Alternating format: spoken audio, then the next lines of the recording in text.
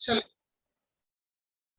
कल अपन ने परिचय कर लिया था, ठीक है, कि किस प्रकार से समाज के दृष्टिकोण से ये टिप्पणियां की गई इस पाठ के अंदर, और हमारा समाज है और किस प्रकार से प्राचीनता के नियमों के अंदर, बंधनों के अंदर, आडंबरों के अंदर बंधा हुआ है। उस चीज को थोड़ा सा दृष्टिकोण ज्यादा किया गया, ठीक है। अब इसके अंदर दो प्रमुख पात्र हैं, एक तो धनराम लोहार और एक मोहन, और एक मोहन के जो गुरुजी है वो।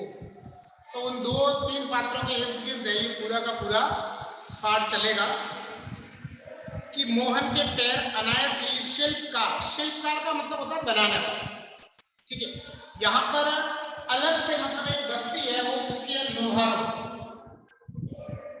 की एक बस्ती है, तो उस बस्ती को नाम दिया गया है शिल्पकार, यानी बनाने वाले। लुहार होते हैं क्या, मतलब लोहे का सामान है ना, लोहे का सामान। तो इनका अलग से बस्ती है, यानी जहाँ गांव के जो बाकी बड़े जितने भी लोग या ब्राह्मण या दूसरी जातियों के रहते हैं उनसे इनका अलग है। क्योंकि इनको क्या माना गया है, छोटी जाति का माना गया है, शूद्र माना गया है। इसलिए कोई भी व्यक्ति ब्राह्मण तो इनसे विशेष करके दूर से ही बात करते हैं, यानी इनकी परछाई भी हमारी परछाई के ऊपर नहीं पड़ती। ऐसा उस समय का जो समाज था उसके अंदर ये धारणाएं थी, ये बैठ चुकी। ये टोले का मतलब होता है उस समय, मतलब जो एक कुछ बस्ती 10, 12, 15 जो घर बने हुए हैं वो, उसके मन में किसी कोने में शायद धनराम लोहार के आखिर की वह अनुगूंज शेष थी। अनुगूंज का मतलब होता है जो जैसे लोहा ठोकते हैं जैसे ठाक बजा, और बजने के बाद जो लास्ट अंतिम आवाज आती है ना, यानी जिसमें थोड़ी सी गूंज थी, यानी आप कमरे के अंदर बोलो जोर से कोई आवाज, आप चुप हो जाओ तो फिर थोड़ी देर जो एक गूंज सुनाई देती है, तो उस प्रकार की जो उसकी आवाज है। आफर का मतलब होता है जिसके ऊपर बैठ करके अब लोहार होता है वो लोहा कूदता है, और एक वो चक्री टाइप लगाता है जिसके अंदर वो जैसे आगे वो हवा जाने वाला कोयला, वो कोयले को हवा वगैरह लगती रहती है, और जो लोहे का एक इतना बड़ा उसके ऊपर कूदने, तो उसको आफर बोलते हैं। जिसे वह पिछले 3-4 दिनों से दुकान की ओर जाते हुए दूर से सुनता आ रहा था, मतलब तो ठक ठक ठक इस प्रकार की जो आवाज है, वो उनकी जो आवाज है वो दूर से सुनता आ रहा था, ठीक है। अब वो आगे कह रहा है, निहाई पर रखे लाल गर्म लोहे पर पड़ते। निहाई का मतलब होता है, आपने देखा हुआ एक बड़ा सा पक्के लोहे का होता है नीचे ना, इस प्रकार से बनाते हैं, ऐसे ही ऐसे एक बनाया हुआ होता है ये इस प्रकार का एक बनाया रहता है, इसके ऊपर लोहा कूटते हैं। ऐसा होता है नीचे से थोड़ा सा इसके ऊपर रख करके लोहा कूटा जाता है, तो इसको क्या बोलते हैं, निहाई पर रखे लाल गर्म लोहे, यानी लोहे को जब उस कोयले के अंदर डाल करके तपाया जाता है, लाल होता है, फिर उसको कूटा जाता है धीरे धीरे, जो रूप चाहते हैं वो आकार उसको देते हैं। पर पड़ती हथौड़े की धप धप आवाज, ठंडे लोहे पर लगती चोट से उठता ठनकता स्वर, और जब ठंडा होता है तो उसमें इसके खन खन की आवाज होती है, लेकिन गर्म लोहा होता है उसमें आवाज नहीं आती। ये ध्यान रखें, गर्म लोहे के अंदर आवाज नहीं आएगी, ठंडे लोहे के अंदर आवाज आती है। और निशाना साधने से पहले खाली निहाई पर पड़ती हथौड़ी की खनक, वो ऐसे करता है जैसे मारता रहता, दूर हटता, ठक एक बार उसके ऊपर ठोकता, फिर नीचे हथौड़ा, फिर डालता अंदर, ताकि एक बार ये निशाना करके गलत साइड में न लगे, जहां उस हथौड़े की मार पड़नी चाहिए वहीं वो मार पड़े।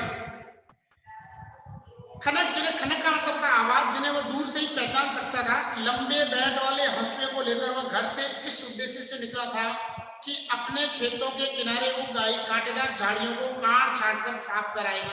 लंबे बैट वाले हंसुए, हंसुए का मतलब होता है वो होता ना हंसिया, जिसको अपने यहाँ अपनी भाषा के अंदर दातली बोलते हैं, हंसिया, जिससे उसके पीछे का मतलब लंबे हंसुए, मतलब उसके जो पीछे की जो डंडी है लकड़ी वो लंबी डाली हुई, थोड़ी सी लंबी, और घास वगैरह काटने के जो काम आती है यहाँ पर, जैसे खेती का काम करने के, या बाजरी या जो भी फसल होती है उसको, फसल के पौधों को काटने, या ऊपर से उसका जो भी कुटाई होती है, छटाई होती है, वो करने के लिए उसका उपयोग किया जाता है। घास वगैरह काटने में भी उसका उपयोग होता है। तो मोहन उसको घास काटने के उद्देश्य से लेकर के और चला था।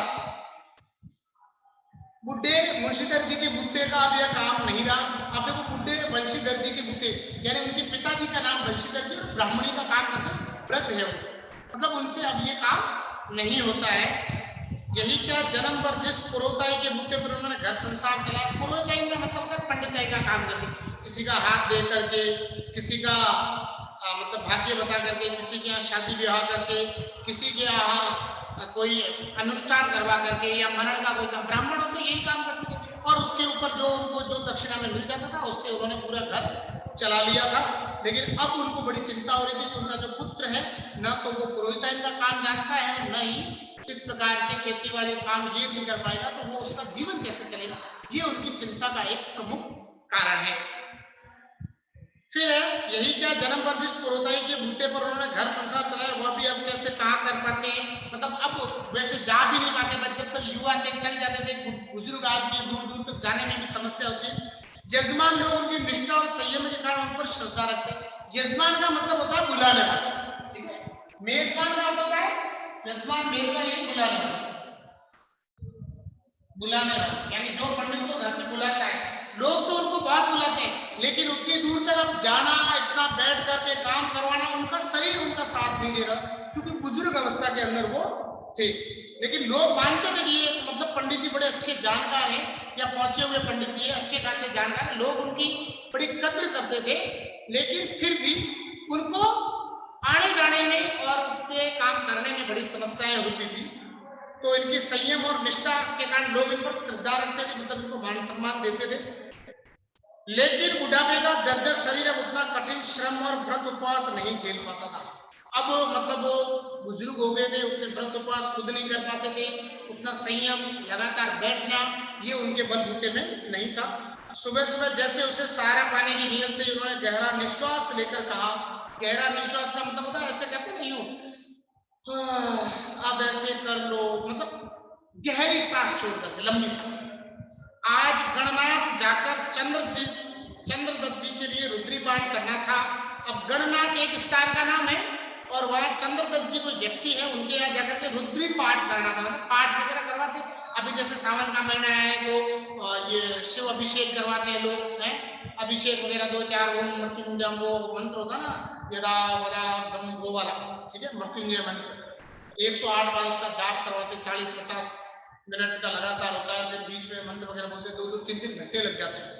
तो अब मुश्किल ही लग रहा है, यह 2 मील की सीधी चढ़ाई अब अपने बूथ की नहीं है, मतलब ऊंचाई की तरफ जाना था। 2 मील, 2 मील का मतलब आप ये निकाल के रखिए, यानी 3 किलोमीटर। 1 मील के अंदर 1.5 किलोमीटर होता है, ठीक है। 1 मील के अंदर 1 मील बराबर 1.5 किमी, तो 2 मील यानी 3 किलोमीटर लगातार वृद्ध व्यक्ति का चलना थोड़ा सा मामला टेढ़ा। एकाएक ना भी नहीं कहा जिसका कुछ मतलब, अब अचानक से होकर मैं ना दूं ये भी ठीक नहीं है। अभी यानी आज ही जाना है, आज उनको कहूं नहीं मैं आ नहीं पाऊंगा, ऐसा संदेश भिजवाऊं तो ये भी ठीक नहीं है। कुछ समझ में नहीं आता। मोहन उनका आश्चर्य न समझता तो ऐसी बात नहीं थी, मतलब वो इनडायरेक्ट अपने बेटे को ये कहना चाहते थे भाई एक बार तू जाकर के और ये पूजा पाठ वाला जो काम है ये शुरू कर दे। लेकिन मोहन को ब्राह्मणाई काम में या पुरोहिताई का जो काम था उसके अंदर कोई भी इंटरेस्ट नहीं था, यानी पढ़ा लिखा था लेकिन फिर भी उसको इंटरेस्ट नहीं था। लेकिन पिता की तरह ऐसे अनुष्ठान कर पाने का ना ही उसे अभ्यास है और ना ही वैसी गति, यानी गड़बड़ करवा देते। कई बार क्या होता है, नए नए ब्राह्मण जाते हैं हथलेवा करवाते, शादियों में उल्टा करवा देते, करवाना है साथ से करवा देते हैं साथ से, यूं करवा देते हैं। होता यूं होता है, ऐसे सेम हाथ आ जाता फिर ऐसे पकड़ा देते हैं। ये तो कई मैं खुद इसका प्रत्यक्ष दृष्टा रहा हूं, कई बार ऐसा हो जाता है, ध्यान नहीं रखते। और वो उसमें क्या है, जो अनुभवी पंडित होते हैं ध्यान रखते, मंत्र बोलते हुए आधे अधूरे मंत्र बोलते हैं, क्योंकि उसने उतने ज्ञान की उतना बोल के लास्ट में ओम स्वाहा स्वाहा स्वाहा भी चलता है, फिर उसका जोर स्वा पे ही रहता है। तो मोहन को इनके अंदर बिल्कुल भी इंटरेस्ट नहीं था, ना वो वैसा कर पाता था, ना उसको अभ्यास। पिता की बातें सुनकर भी उससे उनका भार हल्का करने का कोई सुझाव नहीं है। जैसे हवा में बात कह गई वैसे ही अनुत्तरित रह गई। अनुत्तरित का मतलब बिना उत्तर के रहना, कोई प्रत्युत्तर नहीं दिया। पिता का भार हल्का करने के लिए वो खेतों की ओर चला था, लेकिन हंसुले की धार पर हाथ फेरते उसे लगा कि पूरी तरह कुंद हो चुकी है। कुंद होने का मतलब था धार टूटना, मतलब उसका तीखापन नहीं था। उसने कहा चलो ऐसे ही, पिताजी गालियां बनेंगे, उनको कहा मैं खेत में जाकर के कुछ काम वाम कर रहा हूँ, इसलिए कहा, नहीं तो उनको लगेगा भाई तू वहां भी नहीं जा रहा है, काम भी नहीं कर रहा है, तेरा घर कैसे चलेगा। बुजुर्ग व्यक्ति सुनाना शुरू कर देते हैं, लेकिन जब उसने कोई और नहीं देखा तो खेत की तरफ चल दिया हंसुआ लेकर के, यानी हंसिया लेकर के। तब उसने उसकी जो धार देखी वो क्या थी, पूरी तरह से मर चुकी थी। कुंद होने का मतलब है धार का नष्ट होना। धनराम अपने बाएं हाथ से धौकनी फूंकता, दाएं हाथ से भट्टी में गर्म होते लोहे को उलट पलट रहा। अब धौकनी फूंकता का मतलब होता है, वो होता है जैसे चक्रा है, वो एक हाथ से उसने उसको लोहे को पकड़ रखा है ऐसे, और पीछे से वो यूं चक्रा घुमा रहा है, और वो ऐसे लोहे से उसको गरम गरम उस लोहे में डाल रहा है, निकाल रहा है, देख रहा है, और पीछे से वो धौकनी चल रही। धौकनी का मतलब होता है उस लोहे को गर्म करने के लिए, कोयले चलाने के लिए जो चक्र टाइप साइकिल की जो होती है ना व्हील, उसके ऊपर चढ़ा करके वो एक ऐसे हैंडल से बनाया जाता है वो। और मोहन से भट्टी दूर हटकर एक खाली कनिस्तर के ऊपर बैठा उसके कारीगर को पार की निगाहों से देखा। और मोहन भी उसके पास, कनिस्तर का मतलब होता है डब्बा। आपने देखे हो ना ये टिन आते हैं, टिन तेल के घी के 15 लीटर के जो टिन आते हैं, इनको कनस्तर बोलते हैं। ऐसा डब्बा खाली था। आपने देखा होगा होटलों के ऊपर ऐसे खाली डब्बों को उल्टा करके रख देते, लोग बैठने के लिए चेयर वगैरह बना देते हैं, तो ताकि वो टूटे फूटे नहीं, तो रबड़ के लिए स्टूल कुर्सी तो लोग तोड़ देते हैं, उस डब्बे के ऊपर वो बैठते रहते। तो ऐसा डब्बा है। अब तो मोहन है उस धनराम के पास में जाकर के और बैठ गया। उसके कारीगर को पार की निगाहों से, पार की निगाहों का देखने का मतलब था बहुत ध्यान से देखना, यानी इस काम के अंदर उसको क्या है, इस काम के अंदर उसको रस आ रहा है, यानी इंटरेस्ट आ रहा है, यानी बहुत ध्यान से देखना। क्या करना, बहुत ध्यान पूर्वक देखना।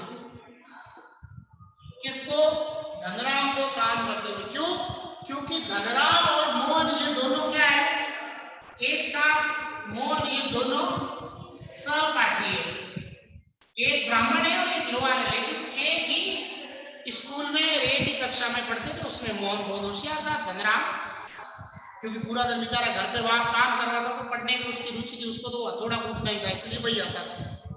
मास्टर त्रिलोक सिंह तो गुजर गए होंगे, मोहन ने पूछा। अब वो बातें स्टार्ट करता है, ये इनके मास्टर है, मास्टर त्रिलोक सिंह, ठीक है।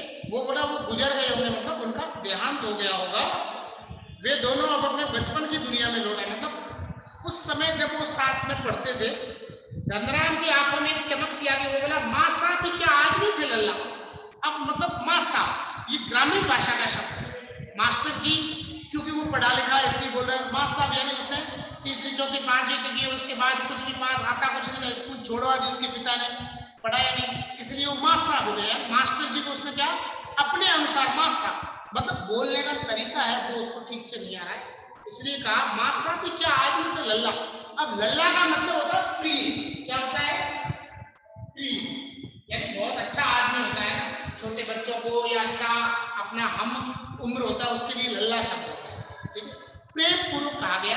उत्तर प्रदेश में ये बहुत कहते हैं। क्यों कहते हैं, इसलिए कहते हैं कि लल्ला शब्द वहां के भगवान आराध्य कृष्ण से जुड़ा हुआ है, कृष्ण को लल्ला बोलते थे, इसलिए आजकल वहां कोई अच्छा सा प्यारा सा लड़का होता है आप जैसा कोई सुंदर दोस्त को लल्ला बोलते हैं, ठीक है। अभी पिछले साल ही गुजरे हैं, सच कहूं आखिरी दम तक उनकी छड़ी का डर लगा ही रहता था। मतलब मास्टर त्रिलोक सिंह से सबसे ज्यादा मार खाने वाला कौन है, ये धनराम। मतलब वो कह रहा है उनकी लकड़ी से आज भी डर लगता है, मतलब ऐसे लगता है लकड़ी लेके आगे मतलब मार पड़ेगी। दोनों हो कर हंस दिए। कुछ क्षणों के लिए दोनों को जैसे किसी बीती हुई दुनिया में लौट गए। गोपाल सिंह की दुकान से हुक्के का आखिरी कस खींचकर त्रिलोक सिंह स्कूल की चार दीवारी में उतरते।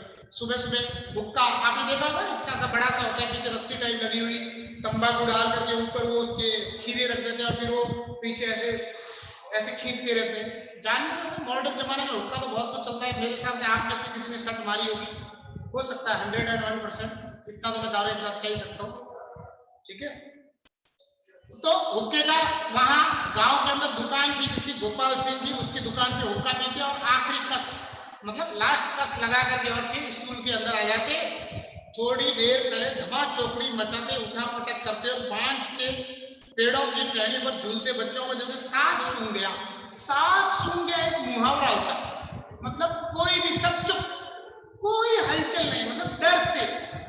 अब आप सोचो आप कहीं सो रहे हो, आपकी छाती पे आकर के शेषनाग यूं बैठ जाए, सर्प बैठ जाए, तो आप सोचो आपकी क्या स्थिति होगी, है कोई तो डर से मर जाए।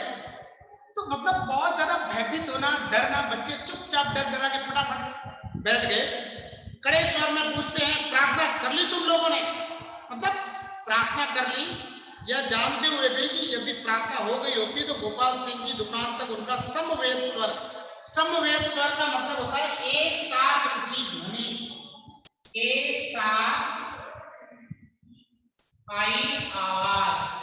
प्रार्थना में सब एक साथ बोलते हैं, इतनी शक्ति हमें दे प्रभु, एक साथ बोलते हैं। तो उन्होंने कहा भाई आवाज आ रहा थी नहीं, इसलिए फिर भी पूछ रहे, ठीक है। त्रिलोक सिंह घूर घूर कर एक एक लड़के को देखते हैं, फिर वही करता आवाज, मोहन नहीं आया आज, यानी मोहन आया नहीं, इसलिए प्रार्थना करवाए कौन? मोहन उनका चहेता शिष्य, मतलब सबसे प्रिय शिष्य होता है। ये एक टीचर का है या शिक्षक है, उसका एक गुण होता है कि प्रत्येक कक्षा के अंदर वो किसी बच्चे से बहुत ज्यादा घुल मिल जाते हैं। उसका एक कारण होता है, उसका कारण ये होता है कि कुछ बच्चे ऐसे होते हैं जो बहुत मान सम्मान से बात करते हैं, प्रत्येक कार्य के अंदर आगे रहते हैं, उनके बोलने का तरीका ऐसा होता है कि वो शिक्षक से बहुत ज्यादा जुड़ाव हो जाता है।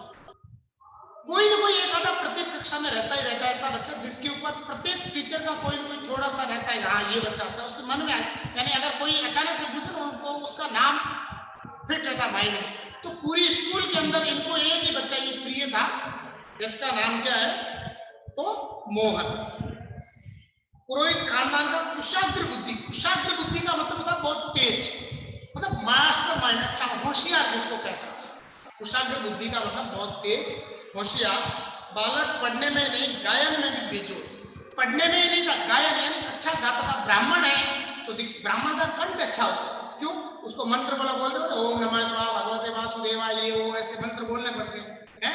तो यानी उनका जो स्वर है वो अच्छा था। त्रिलोक सिंह मास्टर उसे पूरे स्कूल का मॉनिटर बना रखा था, यानी क्लास मॉनिटर नहीं, पूरे स्कूल का मॉनिटर। वही सुबह सुबह, हे प्रभु आनंददाता ज्ञान हमको दीजिए, दुर्गुणों से शीघ्र हमको दूर कीजिए। ये प्रार्थना है माखनलाल चतुर्वेदी की लिखी हुई, ठीक है। का पहला स्वर उठाकर प्रार्थना शुरू करता, वो सबको कहता चलो लाइन बनाओ। बच्चा, क्योंकि उसको पता था सबके बालकों को अगर मोहन का कहना नहीं माना तो मोहन मास्टर त्रिलोक सिंह को कहेगा, और त्रिलोक सिंह जी ने अगर मोहन ने शिकायत कर दी तो डंडा लेकर सबको पीटेंगे, इसीलिए सब लाइन बना के खड़े हो जाते। वो पहली लाइन बोलता और उसके बाद सारे के सारे जो बच्चे हैं पीछे पीछे प्रार्थना शुरू कर देते। मोहन को लेकर मास्टर त्रिलोक सिंह को बड़ी उम्मीद है, मतलब वो कहते हैं ये तो बड़ा हो गया, बहुत बड़ा अफसर बनेगा, ये बड़ा हो गया, ये बनेगा, आशीर्वाद स्वरूप। क्यों? क्योंकि वो बचपन से ही बहुत कुशाग्र बुद्धि का बड़ा होशियार था। कक्षा में किसी छात्र को कोई सवाल न आने पर वही सवाल वे मोहन से पूछते और उनका अनुमान सही निकलता, यानी सब प्रश्न पूछते, सबसे पूछने के बाद मोहन से पूछते और कहते देखो मोहन बताएगा, और वो एकदम सही बता दो। क्यों? क्योंकि उसका दिमाग अच्छा था। मोहन ठीक ठाक उत्तर देकर उन्हें संतुष्ट कर देता, तब वे उस फिसड्डी बालक को दंड देने का भार मोहन पर डाल दे और फिर कहते चल मोहन लगा 2 दिन थप्पड़, इसको नहीं आ रहा। और ये होता है ग्रामीण क्षेत्र में, यही होता है, शिक्षक कुर्सी से उठता नहीं, उठे कौन, आराम से चेयर के ऊपर पढ़ाता रहता, पढ़ाता, किसी को सजा देनी होती है, फिर जो प्रश्न बताएगा वो 2-3 लप्पड़ लगाएगा खींच कर, जो टहनी मारना जो भी सजा देने का अधिकार। पकड़ इसका कान और लगा इसके 10 उठक बैठक, मतलब कान पकड़ करके खींच करके उठक बैठक लगो। वे आदेश दे देते। धनराम जी उन अनेक छात्रों में से एक था जिसने त्रिलोक सिंह मास्टर के आदेश पर अपने हमजोली, हमजोली का मतलब होता है सहपाठी, मित्रता, जैसे आप आपस में हमजोली हो, मित्र हो, सहपाठी हो। मोहन के हाथों कई बार पेंट खाए थे। पेंट का मतलब होता है लकड़ी, है ना। स्कूलों के अंदर क्या होता है, नीम के और वृक्ष होते बड़े बड़े, उनसे पतली सी लकड़ी तोड़ करके लाना, उससे मारना, या कान खिंचवाए थे। मोहन के प्रति थोड़ी बहुत ईर्ष्या रहने पर भी धनराम आरंभ से ही उसके प्रति स्नेह और आदर का भाव रखता। अब ये यह बात महत्वपूर्ण है कि स्नेह और आदर का भाव क्यों रखता था? वो इसलिए रखता था क्योंकि धनराम है, ये कौन है? लोहार है, छोटी जाति, ठीक है। मोहन है, ये कौन है? तो ब्राह्मण है। तो धनराम के मन में ये बात शुरू से डाली गई थी कि भाई ये ब्राह्मण है, इसका मतलब इसको क्या है? अधिकार। क्यों? क्योंकि ये उस समय का समाज था, उस समाज की ऐसी सोच थी कि अगर ब्राह्मण है तो कुछ भी कर सकता, सजा भी दे सकता, मार भी सकता, पीट भी सकता, कुछ भी कर सकता। और अगर आप छोटी जाति हो तो आपको क्या करना है? सहन करना है। तो ये साइकोलॉजी उस समय के समाज में थी, तो यही साइकोलॉजी उसके बालक के मन में भी थी। दूसरा क्या था कि वो ब्राह्मण था, और ब्राह्मण होने के साथ साथ वो क्या था, होशियार था। इसलिए उसको ये लगता था कि ये होशियार और ब्राह्मण है, इसलिए मेरे जैसे छोटे जाति के बच्चे को और जिसको कुछ नहीं आ रहा उसको दंड देने का भगवान ने इसको अधिकार दे रखा है, और वही अधिकार मास्टर त्रिलोक सिंह अपने हाथों के माध्यम से इससे करवा रहे हैं। इसका कारण शायद यह था कि बचपन से ही मन में बैठा दी गई जातिगत हीनता। तो मैंने आपको बताया कि जातिगत ब्राह्मण के ऊपर इनको छोटा माना। धनराम ने कभी मोहन को अपना प्रतिद्वंदी नहीं समझा। प्रतिद्वंदी का मतलब होता है जिसके दोनों बीच कंपटीशन, मतलब ये नहीं समझा इसने कैसे मारा, ये अगली बार मैं प्रश्न बताऊं और इसके तो झापड़ लगाऊं, ये नहीं था। क्यों? क्योंकि उसको ये लगता था कि इसको अधिकार है। सामाजिक जो हीनता कि हम छोटे जाति के हैं, ये ऊंचे जाति, ये उस समय के लोगों के अंदर क्या मगज में डाली हुई थी, इसलिए उसको ऐसा लगता था। और बीच बीच में त्रिलोक सिंह मास्टर का यह कहना कि मोहन एक दिन बड़ा आदमी बनकर स्कूल का और उनका नाम ऊंचा करेगा, ऊपर से ये कह देते मास्टर कि ये तो एक दिन बहुत बड़ा अफसर बनेगा, ये तब धनराम को ये लगता अगर मैंने इससे ईर्ष्या रख ली और आने वाले समय में अगर ये बड़ा अफसर बन गया तो हो सकता है मुझे बदला ले, इसीलिए शुरू से ही इसके आगे हाथ जोड़ करके रहना। धनराम के लिए किसी और तरह से सोचने की गुंजाइश ही नहीं रखता था, बाकी उसका दिमाग ही नहीं था। क्यों? वहां आना, 2-3 बार करना, घर पे जाना, लोहा कूटना, इसके अलावा उसको कुछ आता भी नहीं था। और धनराम को गांव के दूसरे खेतिहर या मजदूर परिवारों के लड़कों की तरह इसी प्रकार तीसरे दर्जे तक ही स्कूल का मुंह देख पाया। तीसरे दर्जे का मतलब होता है 3rd क्लास, यानी कक्षा 3 तब तक ही स्कूल जा पाया। क्यों? क्योंकि इसको आता जाता कुछ था नहीं, घर पे शिक्षा का माहौल नहीं था, घर आते ही क्या कूटो। एक तो काफी बड़ा हो गया तब स्कूल भेजा, और पढ़ाने वाला भी स्कूल नहीं, एक मास्टर सारी कक्षाओं को हैंडल कर रहा है, तो एक उस समय की शिक्षा पद्धति के ऊपर भी टिप्पणी कर दी। दूसरा ये है कि घर के अंदर शिक्षा का माहौल नहीं। तीसरा ये है कि जातिगत हीनता, तो उसके दिमाग में उसकी पढ़ाई तो वैसे भी नहीं घुसती। तो गांव के खेतिहर का मतलब खेतों में काम करने वाले मजदूरों के परिवारों की तरह त्रिलोक सिंह मास्टर कभी कभार उस पर विशेष ध्यान देते। एक दिन अचानक ही उन्होंने पूछ लिया, धनुआ 13 का पढ़ा सुनाओ तो। अब मतलब ये होता ग्रामीण मतलब क्षेत्र में टीचर होते बच्चों के छोटे नाम, यानी किसी का नाम मोहन है तो मोहनिया, धनिया, धनुआ, मतलब छोटे नाम से संबोधन करते। क्यों? उनको ये लगता है, मास्टर को, शिक्षक को भी ये लगता है ऊंचा वगैरह ये हो, मतलब जिसके ऊपर प्रेम होता है वो अलग विषय, बाकी छोटे जात के बच्चों को ये इस प्रकार की। तो यहाँ उस समय के जो शिक्षक है उनकी जो सोच कैसी है वो भी यहाँ पर लेखक ने स्पष्ट की है। 13 एकम 13, अब वो बोलना शुरू करता है। ठीक है, 12 तक का पहाड़ा तो उसने किसी तरह याद कर लिया, लेकिन 13 का भी पहाड़ा उसके लिए पहाड़ हो गया।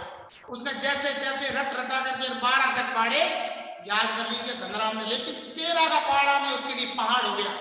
पहाड़ होने का मतलब है उसके लिए बहुत ज्यादा कठिन होना, उसके लिए बहुत ज्यादा मुसीबत वाला होना, उसके लिए बहुत ज्यादा कठिन काम हो गया कि 13 का याद होते ही नहीं हो रहा था। 13 एकम 13, 13 दूनी 24, 26 होती है, अब उसके लिए 24। क्यों? याद किसका? उसको सिर्फ 12 का, 13 का तो याद नहीं था, इस कारण से उसको वापस वहीं पे अटका दिया। सका मतलब एक मारी, एक संगति उनकी पिंडली पर मां साहब ने लगाई। ये मां साहब किसके लिए? तो धनराम के हिसाब से कहा गया। यानी संगति का मतलब क्या होता है? नीम की पतली लकड़ी होती है, एकदम पतली, जो बहुत भयंकर लगती है, पिंडलियों पर, यानी घुटनों के नीचे से जो पीछे वाली पिंडलियां होती है उनके ऊपर लगाई। वह टूट गई। गुस्से में उन्होंने आदेश दिया, जा नाले से एक अच्छी मजबूत संडी तोड़ कर ला, फिर तुझे 13 का पहाड़ा याद करा था, जा ले गया। अब यहाँ पर ये बड़ी विषम कि मतलब जिसको पीटते थे उसी को कहते जा लकड़ी ले गया, और मजबूत लाएगा, टूट गई तो और मंगा के दूसरी से और तोड़ूंगा। अब देखो, अपने मारने के लिए भी अच्छी सी मजबूत लकड़ी लाना मजबूरी। तो उस समय की शिक्षा का जो स्तर और शिक्षकों की जो मनोदशा वो भी यहाँ स्पष्ट की गई है। त्रिलोक सिंह मास्टर का सामान्य नियम था, सजा पाने वाले को ही अपने लिए हथियार भी जुटाना होता था, यानी जिसको मार खानी है उसको लकड़ी लगानी, और फिर जब तक वो लकड़ी टूटेगी नहीं तब तक उसको कूटना। और जाहिर है बलि का बकरा अपने से अधिक मास्टर के संतोष को ध्यान में रखकर कहने का चुनाव ऐसे करता जैसे वो अपने लिए नहीं बल्कि किसी दूसरे को दंडित करने के लिए हथियार का चुनाव कर रहा है, और वो लाता भी ऐसे किसी दूसरे के लिए, मतलब दूसरे के लिए ले जा रहा है। इस प्रकार से वो हथियार का चुनाव करके और लेकर के आता, ताकि उसको पता है टूटने के बाद परिस्थितियां हैं वो बदल सकती है, और फिर ऐसा होगा कि उसे और भी ज्यादा दंडित किया जाएगा। ठीक है, इसके बाद करेंगे कल। अब इसमें से कुछ समझ में नहीं आया तो पूछो।